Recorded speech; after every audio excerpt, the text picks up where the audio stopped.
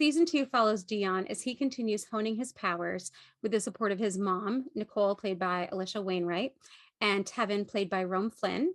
After befriending a new student, he's a little extra in more ways than one, another fellow powered kid, a series of alarming events unfold, and Dion learns that danger is still looming. And so this season, instead of just fighting for their lives, Nicole and Dion are fighting to help also save the entire city of Atlanta.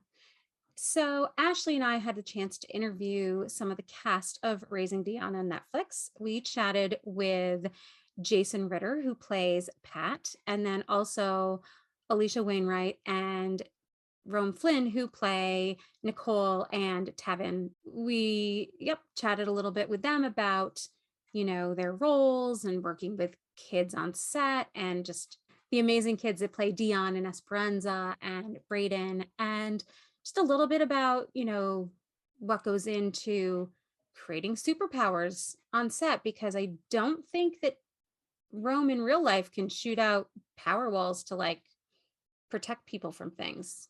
I don't know. Maybe he does. I don't think so. Anyway, so we're excited to have you here, and enjoy the interviews.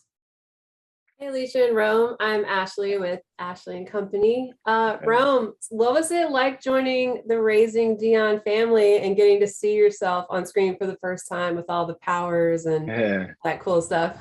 I mean, it was a dream come true as an actor, but also just as a fan of sci-fi type of stuff. I hadn't had the opportunity to do something like this before. So to be a part of this show in particular is just, it's been really great, to be able to be such a strong character, but also be a flawed character throughout the season and working opposite Alisha. And, Josiah, there's a lot of great things about the show. I think it's very well written, very well done. They put the money in to make sure that the effects look good. And that's super important, because if they look bad, it takes you completely out of the show and everything. So, I'm overjoyed. I'm humbled to be able to be a part of it. Alisha, you have seen the kids grow up so much from season 1 to season 2. What has been your favorite part about working with them? And then related to that, also, like, you have this innate ability working with them, but you're not a parent, correct? No. So it's like I'm like, how does she do that? Because I want some of those skills and I'd like to take some lessons. What's it like working with these kids from, season to season and watching them grow? I mean, honestly, it's almost like the question is the answer. It's like watching them grow is kind of an incredible thing to watch Josiah and Sammy, who had never stepped in front of a camera before, and to watch these little ones kind of just like bloom and to watch themselves on TV and to have this camaraderie, like they're best friends on their own, like outside of work, like they FaceTime each other all the time. Like it's super cute. And to kind of witness that, because I mean, to be completely honest, I was sometimes a little afraid. I'm like, are we like messing this kid up? As because Hollywood can be kind of a hard place. But I think shooting the show in Atlanta, and I think, almost everyone, minus me, has partners, have children and have these like family dynamics. So it's such a warm, like healthy place to have kids working out of. So I think we bring a lot of the element. I mean, season 1, we had like 4 baby births, through different, like castmates and their wives. And this season, our directing EP, they had a new baby. So it's just like, it's just a very family friendly show on screen and off screen too. Yeah. My question is for Rome. So the show is based on a comic book. Did you read that at all to prepare? Are you big into comic books? So did you get any type of reading in for that? No, I didn't read the comic book. I didn't want to approach it that way. But I did speak to Dennis, who created it, and we did go over a lot of what Tevin is, and I just wanted to approach it from a perspective of not knowing those things and what was written before, to try to bring whatever I could, maybe subconsciously, to the character that maybe otherwise I would have thought about not doing had I read the comic book. But But yeah, I mean, you know, I knew about it, but I didn't want to read it. I wanted to try to live in it a little more. So Nicole gets into boxing between seasons 1 and 2. Did you need to do any training on that, or are you already a boxer? So it's actually kind of funny through our like personal conversations with the showrunner, Carol Barbie. She knew that I liked boxing, that I had boxed and like done some fight stuff on my previous show. So I'm not a trained dancer. I personally don't think I'm very good. And so I didn't have an affinity towards it. And she really was so great in just kind of shaping the character more to fit my like physical dynamic. And so she was able to like seamlessly weave that into the character and make it real, make it like the logic makes sense why she would learn to box. But yeah, I had the stunt coordinator and I like worked out a little bit leading up to some of the stuff that we did, but I was pretty familiar up until that point. I like, you know, pre-pandemic, I was going to the boxing gym, you know, like at least once a week or something like that. So it's a good workout. So Alisha, you were mentioning kind of your stunt training, but Tevin has some serious moves because I mean he's powered in this. So what was it like? Were you able to perform most of your own stunts? Were there any that were especially difficult to land that you were like, oh, I'll let the professionals handle that? You know, did everything myself. No Awesome. help from anybody. I'm kidding. No, for real. The guy who was doing all the cool stuff, he deserves all of the credit. All I simply had to do was make sure I turned the right way like he did. And even that was hard. So, you know, he was amazing. I wish they could have used him more. I mean, yeah, I want to do stuff like that, but maybe I'm going to do some training, you know, over the next couple of months. And when I come back, then I'm going full Tom Cruise. I'm doing everything myself. There you go. Season 3, you can do all the stunts. If you could pick one superpower, what would it be? Rome, you go. Superpower. I want to fly, you know. I think I can deal with not having super strength. I think I'm smart enough. I'm okay with that. I don't need super intelligence. I don't want to know everything. I don't want to know what you're thinking. Ignorance is bliss, dreadful. you know? That sounds dreadful to know exactly what everybody's thinking, reading their mind. I want to be able to fly. Okay. I want to be like a bird. I want to be in the sky. That's what I want to do. I think about this a lot around press time. And I think I saw something last year that made me laugh. It was like, you could curse someone in some small way. So like, for example, like if you're mad at someone, like they get a ticket that day, or like, you know, they like have really bad indigestion, or like, you know, like they can't find their contact lens. Yeah. Like it's like the most minor of inconveniences. Yeah. So mine, I'm going bad. Villain origin yeah, story. A little villain.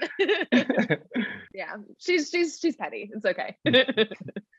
What makes your show so different than all the other superhero shows? Well, I think what we're seeing now with the superhero genre is the expansion beyond just action. You are getting into crazy comedies, gritty comedies, you're getting into family dramas, you're getting into like existential, weird, sort of like out of the box, avant-garde kind of things. And I think, you know, there was a space that was vacant for like family friendly, POC driven content. I don't think there was really much available. There was, but it's like for an older teen, like maybe a teenager, not something for a little kid. And so, you know, if you have a child that's from about like 5 to maybe about 13, like this is really that target. And I think in creating a story that's something that is, you know, your parents and your children can watch together, there isn't really anything like that on the Netflix platform that I've seen in movies. And so really when people are coming up to me, just like you said, it's a favorite show, it's a favorite because it's something that's like a shared memory with your spouse, your kids, and everyone can kind of get together and watch it and kind of get that like itch scratched of it being a superhero show, you know? Yeah, I mean, same thing she said. I mean, I feel like this show is unique because we have a little black boy headline the show. Like, it just doesn't happen. And Netflix has always been good about being progressive and cutting edge and giving the spaces to voices that I feel like don't really have the opportunity to. But aside from that, the show is just good, and you can watch it with a really any age range. And like she said, I don't know if there's many shows out there that I can say I sat down and watched with my entire family. Like, I don't think that at any part in the show you're gonna want to cover your eyes and your mom cover their eyes, and but at the same time, it isn't cheesy. It isn't like unbearable to sit through. Like, you want to know what happens next, and so all those elements together, I think, have created a really, really unique and special show. And I'm excited for everybody to see the second season. If there is a season 3, do you have a personal wish list of things you'd like to see happen with your character? Absolutely. I think at the end of the season, Nicole has like almost all the trust in letting him do not whatever he wants, but you understand what I'm saying. So it's like, I think now that we've like wrapped that up and really made that a clear path for Nicole, like there's so many other things about life with a superpowered kid that I can't wait to explore, because it's like, once you have this core foundation between the two of them, they have some struggles between the both of them, and then they really come together. So it's like, okay, now what does a unified front look like when he's out there trying to save the world? And I think that that's really cool, and I would love to see that be explored. Yeah, I mean, I have a wish list too. Yeah, I think the wish list is just being a part of the next season, probably, mainly. And beyond that, just expanding on a relationship between Nicole and Tevin, and because they really just scratched the surface, and I don't know, at the end we really see the walls come down, I guess, metaphorically and physically.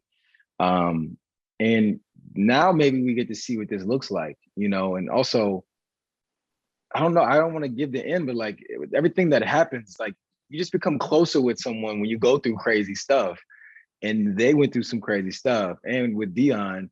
And so I think it would just be interesting to see how that plays out, and a lot of different angles I think could take with it. I want more training scenes too, by the way. More training scenes. Those are cool.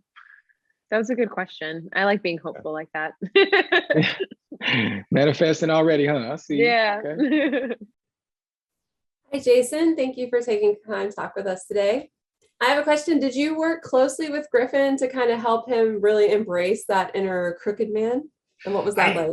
Yeah, I did. I talked to him quite a lot. And it was great. He was really receptive to it, and he brought his own, he has a real ability to sort of walk the line between his innocent face and his very creepy stare. And he was really good with the stillness of it. It really feels like in a lot of those scenes that there are conflicting things going around in his head.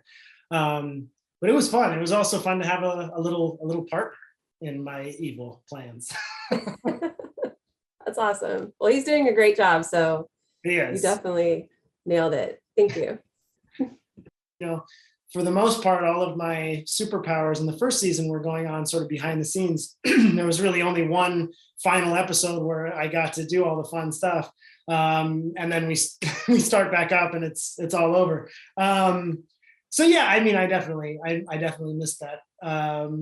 But it was really interesting, the dynamic in the first season where it's sort of split into two things, and I'm lying to everybody, and it all kind of comes to a head, and you find out, exactly who he is and what he's been lying about. It was really interesting to have all of that power taken away from him. And so now it's just Pat again, but with all of the consequences, with everything that he's done, that he now has to sort of try to build back trust with people that he has absolutely burned every possibility of getting back into good graces with any of them. So it was a really fun and interesting journey this year, but I definitely was jealous of some of all the superpowers that were flying around me everywhere. Did you know going into the season the whole arc for his motivations and everything, or did you find out episode by episode? Well, Carol had told me that, you know, she had a plan for this season, and but she didn't tell me. I don't think she told me where it ends up going. So I was reading it episode by episode. By the time we were shooting, I knew the entire arc because we had done table reads of everything. So I knew by the time we were shooting, but it was really exciting to read these episodes. And you know, I, as Jason, was like rooting for Pat. I was like, come on, Pat, you know, do something good, help them redeem yourself, or even redeem 1% of your horrible deeds, you know. But it was really fun. I think that was one of the things that I like about this character in the first season and this season is there's not really a spoon-fed, you know, Raising Dion approved way to feel about Pat. I mean, hopefully by the time he's killing people, you know, you're like, that's not good, don't do that. But you know, there were things that it was interesting to find what sort of, like, looking online and see what turned people off to Pat. You know, people were like, I knew from the second episode there was something off or something. And then also on the other hand, people watching him do all the horrible things and going, it's not him. I know it's not him. You know, I like having that spectrum of reaction. And I think in this season as well, I think people will have different reactions. I think people will be willing or not willing to get back on board with Pat at different stages. And I like that. It's you know, it's hard to build back trust when you've been lying for that long to that many people that you trust, to go, okay, but now I'm really telling the truth. Like, you know, so I enjoy Pat having to sit in those consequences, which he does not like doing. He's not a consequence lover. But he knows that the only way to sort of get back is to try to prove that this time he's safe, he's okay. To whatever degree of success he gets, we'll all have to see. What are you hoping kids and families take away after watching season 2? You know, I think one of the things that I enjoyed the most about season 2 was there's a lot of stuff about peer pressure and meeting new kids, and that thing where you want to make friends and you want people to like you and you want to, you know, be in a group, but what does it mean when somebody is telling you to do things that you know are not right, that you know feel wrong, and that you know your mom would not approve of? That kind of stuff. I thought that it was really interesting in that. And I also think they do a great job in this season of going into how the crooked energy sort of manifests in Brayden and what it feeds off of. And even though we live in a world that doesn't have crooked energy, there are emotional states that can be poisonous to us all as children or as adults. And it's their energies and thoughts and emotions that we can feed or that we can try to grow ourselves out of. And I just thought it was really interesting that there's this battle with everybody, with Brayden, with Pat, anybody who's come into contact with the crooked energy, of myself and my, you know, the baggage that I'm carrying, the things that twist me, the things that make me want to lash out or do things like that. So I think that those are some of the most interesting elements to talk about. And the dynamic of, the feeling of, can I talk to my mom about this stuff? Can I say I'm having a hard time with this kid? I don't know what to do. He tells me things, we can feel like we're betraying our friends. And I think it's really important that we let our parental figures in to help us navigate some of those complicated things, because we all do it. Thank you. Thanks so much for talking with us today, Jason. So your character loves comics and describes himself as a comic aficionado, not a geek or a nerd, because, that's offensive. Right. And that $12 comic book is not going to buy your trust. Exactly. Did you read comics as a kid? And if you did you have a favorite like comic line, series, author, character? I did read a lot of comics as a kid. I never was the kind of comic book aficionado that kept them in the plastic, or I didn't know about any of that stuff. I just liked to read them, and then I have them in a big pile somewhere. And I liked everything. I liked, for some reason, the comic graphic novel style of storytelling is something that my brain goes, yeah, I can pay attention to this. Sometimes with books, I have a little bit of a harder time. My brain goes, woo-hoo. But anyway, I loved everything from like Archie and Betty and Veronica to Green Lantern to like the Sandman books. I sort of it was like anything that I could sort of get my hands on. Robert Crumb, anything that was sort of laying around the house, I'd go, oh, this has pictures and words. Let me take a look at this. I've always loved it, and it's been interesting to see the world kind of change around their opinions of, or more people come out and say, yes, I love this too, and I'm not afraid of being teased about it. You were kind of talking about comic books earlier, and since this is based on a comic, did you get a chance to read it before taking on the role of Pat and then kind of following his journey so you kind of knew what to expect? I read it actually after I was cast, and after I met Dennis, and I talked to him about it, and he gave me a copy of it. And but I believe that the Pat in the comic books is not the Pat that's in the show. So it's interesting. It's almost like a Raising Dion parallel universe where I think when Carol and all the writers with Dennis had the idea of what if Pat is the crooked man, Dennis, who created all these characters, was as blown away as we all were. He's like, but I'm Pat. I feel like he identifies so much with Pat, and a lot of us do.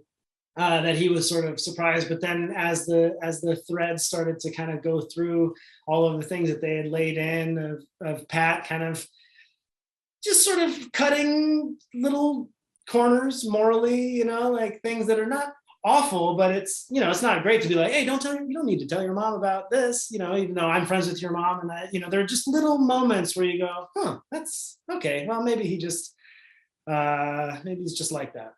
But to have it all kind of pulled together, and this guy who wants things the way he wants and is upset when he doesn't get them, I thought they did a great job of kind of laying that in. But I highly recommend the comic book for anybody, and especially for fans of Raising Dion the show, because it's interesting to see how they both kind of grew into their separate things.